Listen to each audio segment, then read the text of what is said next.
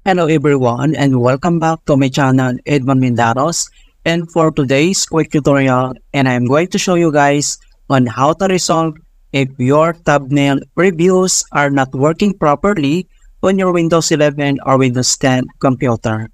So if you're unable to see thumbnail previews and they're just appearing as generic folder, then I'll show you how to solve that. And without further ado, and let's go ahead. So all you have to do is to open up on the search menu.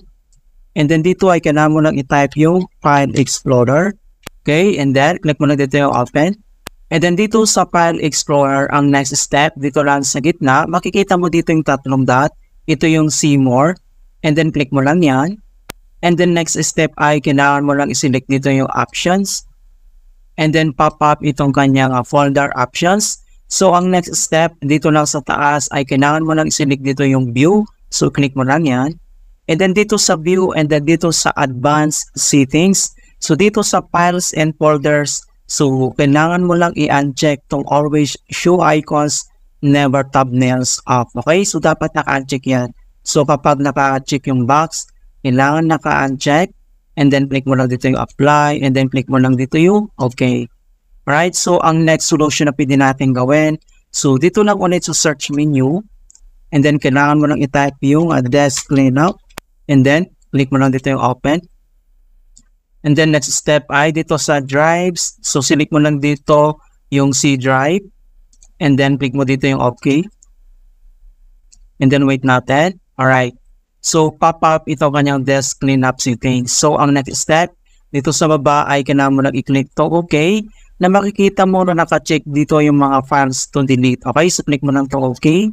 And then, are you sure what to permanently delete this file? So click mo lang itong delete files. And then wait natin.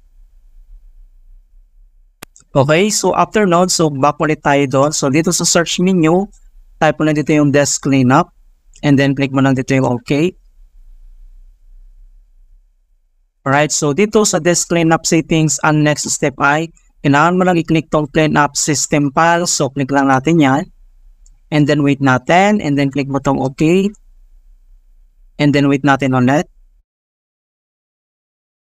Alright. So, after dito, ang next step ay kailangan mo lang i-click tong okay. Alright. So, click mo yung tong okay. And then, click mo lang dito yung delete files. Alright. So, ganun lang po kasimple on how to fix thumbnail previews not working in Windows 11 or Windows 10. And please don't forget to like this video, subscribe to my channel for more quality content. Thank you guys and see you in my next tutorial.